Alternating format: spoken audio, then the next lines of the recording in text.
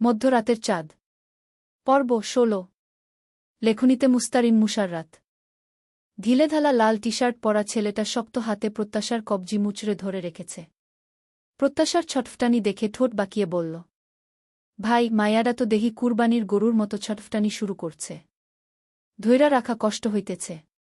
আশেপাশে গাড়িঘোড়া, লোকজন, সামনে ব্রিজের উপর পুলিশ ভ্যানও আছে।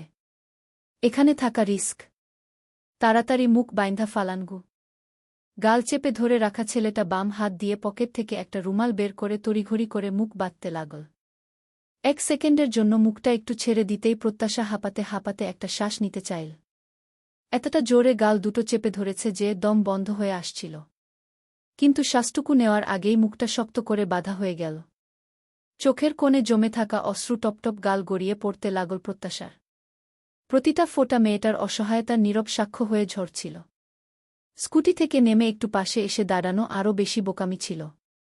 কুৎসিত দৃষ্টি আর সিগারেটের ধোঁয়ায় ঘি খুনা আর অস্বস্তিতে গা গুলিয়ে উঠেছিল। মাথাভর্তি চিন্তায় একটু নিঃশ্বাস নিতে রাস্তার পাশে দাঁড়ায়। ভাবছিল কিভাবে বাড়িতে জানাব। কে জানত, শকুনেরা ওত পেতেই ছিল। ছেলে দুটো প্রত্যাশাকে টেনে হিচড়ে নিয়ে যেতে লাগল আরও দূরে। যেখানে আলো নেই, কোলাহল নেই, আছে কেবল বড় বড় গাছ আর অন্ধকারে ডুবে থাকা নির্জনতা। একটুখানি আশার যে আলো ছিল তাও যেন এই অন্ধকারেই নিভে গেল। দপ করে।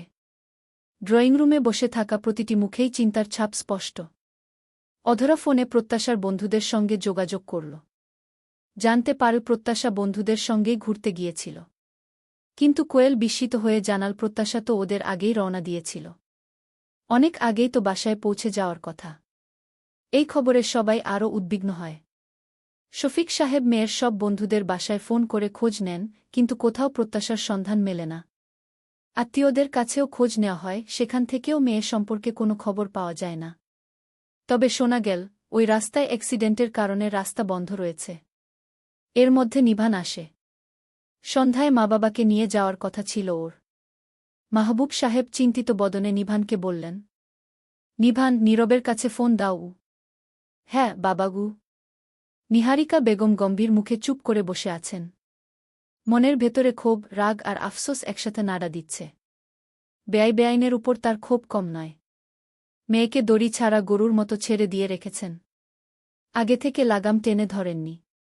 উডনচণ্ডী বানিয়েছেন। আজকের দিন যে আশারই ছিল। এই জন্য কসমিনকালেও ওই মেয়েকে বাড়ির বউ করতে চাননি। স্বামীকে কম তো বারণ করেননি। কিন্তু কি করার? কপালই খারাপ। তার আদরের পুত্র ছোট দুজনের ক্ষেত্রেই এরকম হল। যে মেয়েগুলোকে বউ করতে রাজি ছিলেন না, অথচ তারাই ছেলেদের বউ হল। একজন তো নিজে পাগল হয়েছিল। আবার এখানে অসুস্থ স্বামীর বিরুদ্ধে যেতে না পেরে রাজি হলেন। এখন টের পাচ্ছেন। রাজি না হলেই বুঝি ভালো হতো। নীরবের উপরও রাগ হচ্ছে। সেদিন বললেন। নীরব গায়ে মাখল না। ওইয়ে বললেন, অঘটন ঘটলে তখন মায়ের কথার দাম দিবি। সেই কথা যেন অক্ষরে অক্ষরে ফলে যাচ্ছে। নিভান একটু বাইরে এসে কল দিল। রিং হওয়ার দ্বিতীয় বারের মাথায় কল তুলল নীরব। নীরবের কথার আগেই হইচই আর গাড়ির শব্দ আসতে থাকল। নিভান বলল, হ্যালো নীরব, তুই কই? হ্যালো ভভাইজাগু। কথাগুলো বেঁধে বেঁধে আসল। নিভান বলল, নীরব, এদিকে তো সমস্যা হয়ে গিয়েছে গিউ। হজালো ভাইজা, আমি শুনতে পাচ্ছি না। একটু জোরে আর তাড়াতাড়ি বলো। আমি ব্যস্ত আছি গু। প্রত্যাশাকে পাওয়া যাচ্ছে না। ও এখনো বাড়ি ফেরেনি। বন্ধুদের সাথে। আশেপাশে ভিড়, গাড়ির হর্ন, সব মিলিয়ে নীরব ঠিকঠাক বুঝতে পারছিল না। প্রত্যাশা নামটা বুঝল। বাকি কথা স্পষ্ট শোনা গেল না। ডিউটির জন্য ওকে জরুরি অ্যাক্সিডেন্ট স্পটে আসতে হয়েছে। বাসটা ক্যান্টনমেন্টের হওয়ায় উপর মহল থেকেও বেশ চাপ আসছে।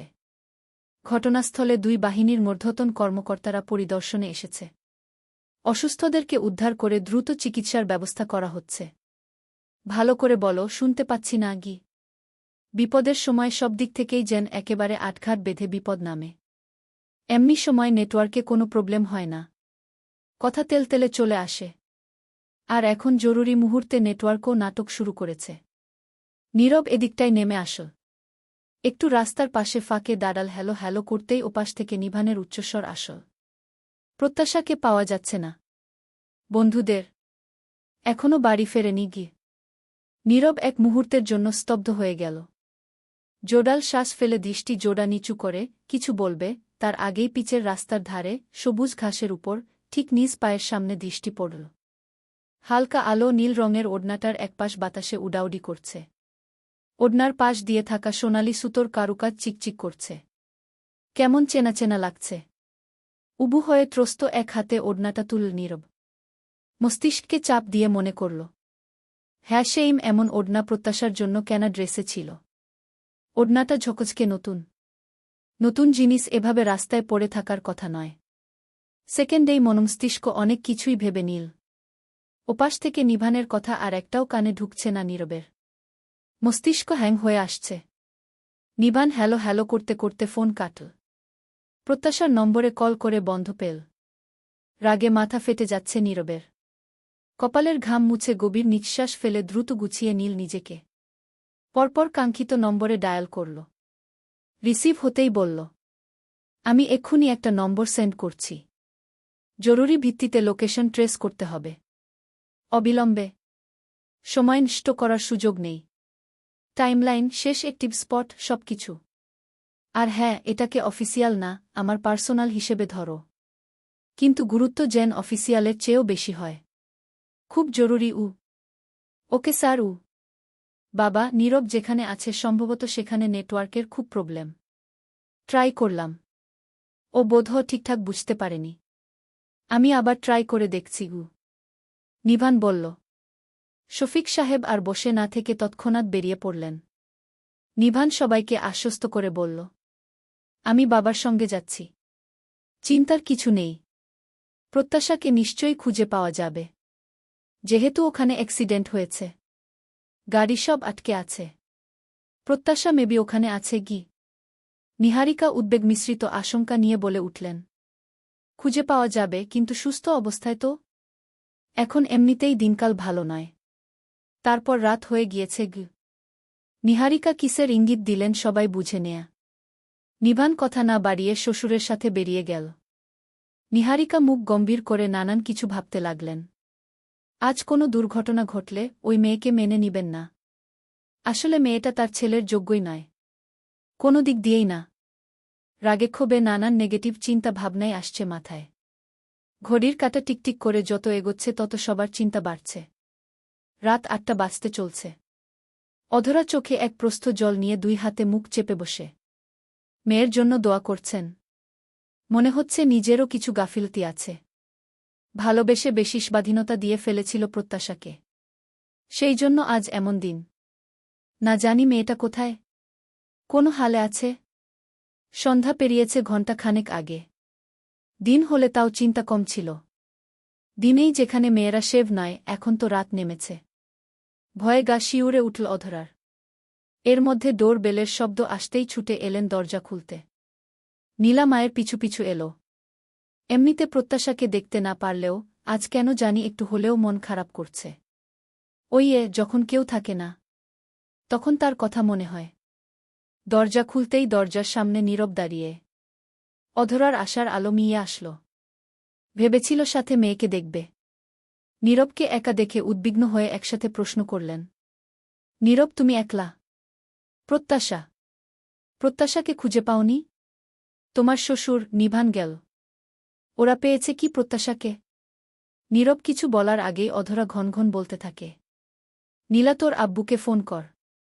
শোন তো কতদূর। ওরা নিশ্চয় প্রত্যাশাকে খুঁজে পেয়েছে। প্রত্যাশা ওদের সাথেই ফিরছে, তাই না নীরব? নীরব জোডাল শ্বাস ফেলে মৃদুস্বরে বলল, আন্টি, চিন্তার কিছু নেই।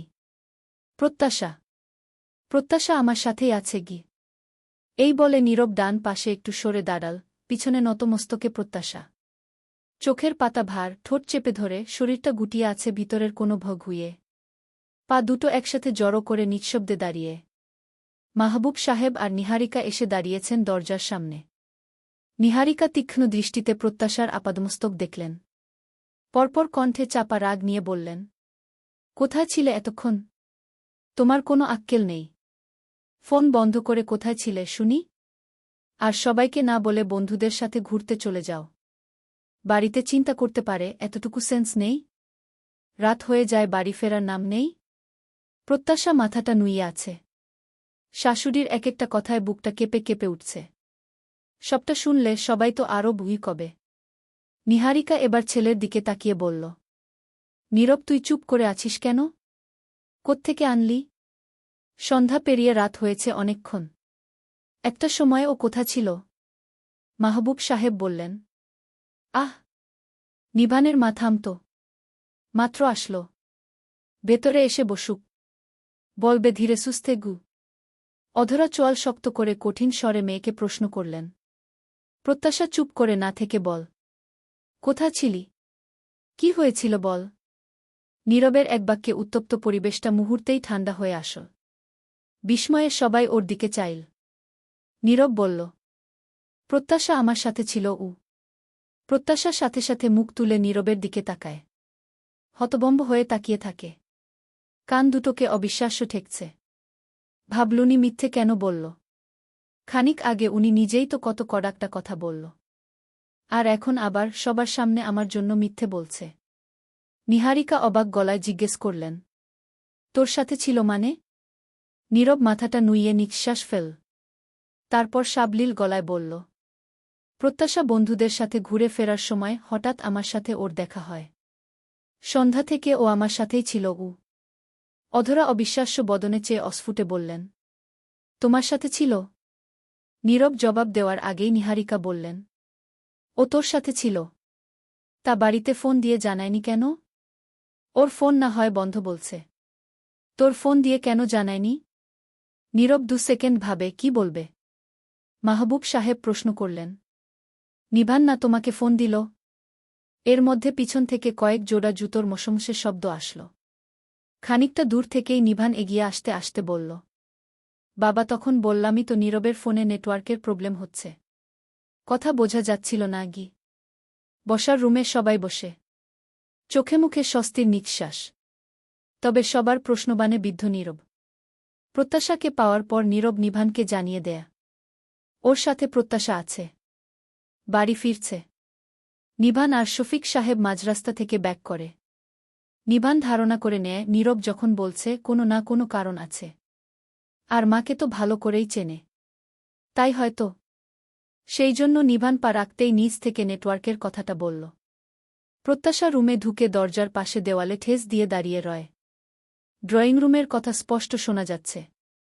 মাহবুব সাহেব বললেন, নীরব প্রত্যাশা না হয় ছোট, তুমি তো ছোট নও। ওর বুঝ কম। তুমি তো অবুঝ নও।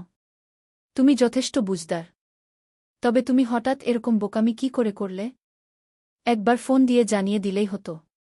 আমরা চিন্তা করতাম না। প্রত্যাশার বাবা মা কতটা চিন্তা করছিল তুমি বুঝতে পারছ? তোমার থেকে আমি এমনটা আশা করিনি গি। নিহারিকা ছেলের দিকে তেরছা চোখে চাইলেন। অতিষ্ঠ গলায় বললেন, তুইও কি ওর সাথে থেকে ওর মতো হচ্ছিস? তোর কোনো কাণ্ডজ্ঞান নেই। 1 মিনিটের একটা কল দেওয়ার সময় তোদের হলো না। একটা কল দিয়ে জানিয়ে দিলেই হয়ে যায়। সবাই হয়রানি হয় না গ। অধরা বললেন, আপা বাদ দিন না। নীরব ভেবেছিল প্রত্যাশা হয়তো জানিয়েছে। প্রত্যাশাটা নিজেই তো বেখেয়াল গু। ভেতর থেকে সব কথা শুনে প্রত্যাশার নিজেকে আরও বেশি অপরাধী মনে হচ্ছে। সবটা শুনলে আর কেউ না হলেও নিহারিকা অনেক কিছুই বলবে। এমনিতেই বাবা মায়ের শিক্ষা নিয়ে আগেও বলেছেন।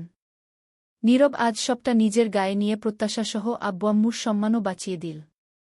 প্রত্যাশা আমার সাথে ছিল এই কথাটার ভার কত তা প্রত্যাশা টের পাচ্ছে। এই একটি কথার জন্য ওর সম্মানে ওকে নিয়ে কোনো সন্দেহ হয়ে প্রশ্ন করার সুযোগ পায়নি।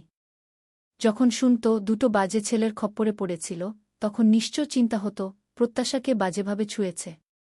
ওরকমটা না হলেও কেউ কেউ ভেবে নিত অনেক কিছুই হয়েছে। কিন্তু নীরবের একটা বাক্যে কেউ সেই সুযোগটা পায়নি। নীরব দেয়নি। চায়নি অন্যের কাছে প্রত্যাশা এতটুকু ছোট হোক। নীরবের প্রতি প্রত্যাশার সম্মান শ্রদ্ধা 1000 গুণ বেড়ে যায়। প্রত্যাশা চোখ দুটো বুঝতেই ঝরঝরিয়ে পানি পড়ল। চোখের সামনে ভেসে উঠল সেই দৃশ্য। আর সাথে সাথে গায়ে কাঁটা দিয়ে উঠল। টেনে হিচড়ে অন্ধকারে নেওয়ার সময় লাল টি শার্ট পরা ছেলেটি প্রাকৃতিক ডাকে সাড়া দিতে একপাশে যায়। প্রত্যাশার হাত দুটো অন্যজন ধরে ডেকে বলল, এই তাড়াতাড়ি কর বেড়া, কাজের সময় তোর হাগামুতা চাপে গি। প্যান্টের জিপার তুলতে তুলতে বলল, আইছি ভাইজান আইছি গু। ছেলেটি সামনে এসে দাঁড়াল। বলল, ভাই বাংলা মাল আছে তো? সব আছে। তো আজ বাংলা মাল না, অত গুলান চকচকে নোট পাইলাম, তাই দিয়া বিদেশি মাল খাব, সাথে এই চিকনা চিকনি ময়না। আহা ই ভাই তাড়াতাড়ি চলেন, এই মাইজা হাত ছাড়া হলে সব দিক দিয়াইলাস, বাকি টাকা পাবনানে। কয়দিন ধরে সুযোগ খুঁজতে খুঁজতে পাখিরে ধরছি, আমাগো খাঁচায় বন্দি, এখন তো মজাই মজাগু। প্রত্যাশা স্তব্ধ হয়। মনের ভেতর প্রশ্ন চলছে একের পর এক। প্রত্যাশা চোখ বুজে বাঁচার জন্য বুদ্ধি খোঁজে, নিজেকে রক্ষার শেষ চেষ্টা, আর ঘৃণা এক করে দাঁতে দাঁত চাপল, সামনেরটার মেইন পয়েন্ট বরাবর গায়ের সমস্ত শক্তি দিয়ে লাথি দেয়া। সারা জীবনের সুটসুডি শেষ করবে, এতটা রাগ নিয়ে লাথি মা ঘুরে। সামনের ছেলে দুগদম পিছিয়ে যায়, ব্যথায় কুকিয়ে ওঠে। পিছনের জন হকচকাল, পায়ের তলায় বালু। প্রত্যাশা এবার খিচে চোখ বন্ধ করে, নিজের মাথা একপাশে নুইয়ে নীল, বালুর মাঝে পা ডুবিয়ে দেয়। তারপর পায়ের উপর বালু তুলে পিছন দিকে মারে। পিছনের জনের এক চোখে কিছু বালু ঢোকে। ছেলেটা প্রত্যাশার হাত ছেড়ে চোখ ডলতে থাকে। প্রত্যাশা এক মুহূর্ত দেরি না করে দৌড় লাগা রাস্তার দিকে। ওইয়া আলো দেখা যাচ্ছে সেদিকে। চোখের বালু ঢলতে ঢলতে ছেলেটাও পিছু নিল। আরেকজন ব্যথা নিয়েই পিছু পিছু ছুটছে। এই মেয়ে গেলে খবর আছে, অতগুলো টাকা হাত ছাড়া হবে, টাকা দিয়ে ব্যথা সারানো যাবে, তবুও এই মেয়েকে ছাড়া যাবে না। প্রত্যাশা ছুটছে। হঠাৎ সামনে থাকা শুকনো ভাঙা ডালে উষ্টা খায় প্রত্যাশা। তাল সামলাতে না পেরে ছিটকে পড়ে বালুর উপর। ছেলে দুটো ওই তো দৌড়ে আসছে। প্রত্যাশার ঘাম ছুটছে কপাল মুখ বেয়ে, তবুও ক্লান্ত শরীর নিয়ে উঠার চেষ্টা করে। উঠার শক্তি এক চুল নেই শরীরে। হাঁপাতে হাঁপাতে এক হাতে টেনে মুখের কাপড় সরিয়ে ফেলে। চিৎকার করে, কেউ আছেন? গলা দিয়ে কথাও যেন বেরোচ্ছে না। এর মধ্যে ছেলে দুইটা সামনে চলে এসেছে। ইস, মনে হচ্ছে বাঁচার একটা সুযোগ পেয়েও হারিয়ে ফেল। এবার হতাশ প্রত্যাশা একদম ভেঙে পড়ল। ছেলে দুটো সামনে দাঁড়িয়ে গালি দিয়ে বিশ্রী হাসল। পরপর প্রত্যাশার দিকে উবু হয় গাল চেপে ধরল। বলল, আরে কি তোর সাহস তো কম না গি। প্রত্যাশার ঠোঁটের দিকে নজর যায়। সেদিকে এগোতে এগোতে বলে, ভাবছিলাম ধীরে সুস্থ ভোগ করব, এত সেই সুযোগই দিতাছেই না, এখানেই শুরু করি গি। এই বলে মুখ এগিয়ে আনতে থাকে। ঠিক এমন সময় কারোলা ঘিথিতে সামনের ছেলেটি ছিটকে দূরে সরে পড়ে। বুট পায়েলা থিটা গাল বরাবর পড়ল। ফিনকি দিয়ের ইক তো গড়িয়ে পড়তে থাকল। প্রত্যাশা পাশে ঘাট ঘুরিয়ে তাকাবে তার আগে একটা হাত ওর দিকে বাড়িয়ে দিল। প্রত্যাশা মুখ দেখেনি, তারপরও আগন্তুককে ওর জন্য সাহায্যকারী হিসেবে ধরে নিয়ে কাপা কাপা হাতটা রাখল রুক্ষ শক্ত হাতে। আগন্তুক শক্ত করে হাত ধরল, একটানে প্রত্যাশাকে তুলল। প্রত্যাশা দাঁড়িয়ে থমকে যায়। ও কিছুই বলতে পারে না। আচমকা বুকের উপর ঝাঁপিয়ে পড়ল। বুকে মুখ গুজে ফুপিয়ে উঠল। দুই হাতে পিঠের কাছের আয়রন রঙা ইউনিফর্মটা শক্ত করে ধরে রেখেছে প্রত্যাশা। উফ, প্রশস্ত বুকটা নিজের জন্য সেফ মনে হচ্ছে। এতক্ষণে একটু শ্বাস নেওয়া যাচ্ছে। প্রত্যাশা আঁকড়ে ধরে ব্যক্তিগত মানুষটিকে। এটাই মনে হচ্ছে ওর জন্য একমাত্র নিরাপদ শান্তির আশ্রয়স্থল। নীরব নিজের থেকে প্রত্যাশাকে ছাড়িয়ে নিল। তারপর বাম হাতে থাকা ওড়নাটা প্রত্যাশার গায়ে জড়িয়ে দিল। একজন তো এক লাথিতেই মাটিতে গড়াগড়ি খাচ্ছে, আরেকটা পালিয়ে যাচ্ছিল। নীরব পা দিয়ে ভাঙা ডালটা তুল হাতে এসে পড়ল। তারপর ছুড়ে দিতেই লাঠিটা গিয়ে ছেলেটির ঘাড়ের দিকে বাড়ি লাগতেই অমনি ছেলেটি মাটিতে পড়ে গেল। ছেলে দুটোর মুখ বরাবর একের পর এক ঘুষি দেয়া। তারপর দুটোর মাথা ধরে একসাথে বাড়ি দিল। কপাল গড়িয়ের ইক তো পড়ছে। দুটো মাটিতে গড়াগড়ি খেতে লাগল আর আর্তনাদ করতে থাক। নীরবের রাগ কমেনি, দুইজনের হাতের উপর বুট পায়ে চেপে ধরে রাখে। এই হাত দিয়ে প্রত্যাশার গাল চেপে ধরছিল না, ইচ্ছে করছে এই হাতকে চিটে ফেলতে। প্রত্যাশার গা থরথরিয়ে কাঁপছে। এর মধ্যে তানভীর আসতেই নীরব ফোঁস করে নিঃশ্বাস ফেলে বলে, ব্ল্যাকি ডি বিচ দুটোকে নিয়ে যাও। কি কেস দিবে আমি বলে দিবগু। ওকে স্যার বলে তানভীর দায়িত্ব পালন করে। আর চোখে একবার প্রত্যাশার দিকে চাইল। মেয়েটিকে স্যারের পরিচিত জিজ্ঞেস করার সাহস হল না। ফোনে লোকেশন ট্রেস করার কথা বলে আরেকটু নিচে নামতেই হঠাৎ দূরে কাউকে দৌড়তে দেখা যায়, পিছনে আরও কেউ। এই দেখে নীরব তানভীরকে মেসেজ দিয়ে এগিয়ে আসে। তারপর যা দেখল, মাথায় খুন চেপে যায়। নিজে হাতে দুটোকে খুন করতে ইচ্ছে করছে। প্রত্যাশার সামনে দাঁড়াল নীরব। মুখটা খুব ঠান্ডা। প্রত্যাশা কম্পিত পল্লব তুলে তাকাল। প্রত্যাশার মাথার পিছে হাত দিয়ে বাঁধা রোমাল খুলে দিল নীরব। প্রত্যাশার বুকটা এখনও কাঁপছে। এক দণ্ড স্বস্তি পেতে সামনের মানুষটার বুকে মুখ গুজতে ইচ্ছে করছে। যেটুকু ভয়, দুরু কম্পন আছে, সব ওই বুকে মাথা রেখে উবে দিতে মনটা খুব করে চাইছে। প্রত্যাশা অসহায় মুখ করে অস্ফুটে বলল, নীরব আপনি না গে। আর বলতে পারল না। প্রত্যাশার গলার স্বর ভারী হয়ে আসল। কাঁচতে কাঁচতে নীরবের দিকে আরেক পা এগোল। নীরব শান্ত চোখে চেয়ে তৎক্ষণাৎ এক হাত সামনে ধরে বজ্রকণ্ঠে বলল, স্টপ উ। এক শব্দেই প্রত্যাশার পুরো দুনিয়া যেন থেমে গেল। নীরব দুই আঙুলে কপাল স্লাইড করে রাগটা কমানোর চেষ্টা করল। চলবে।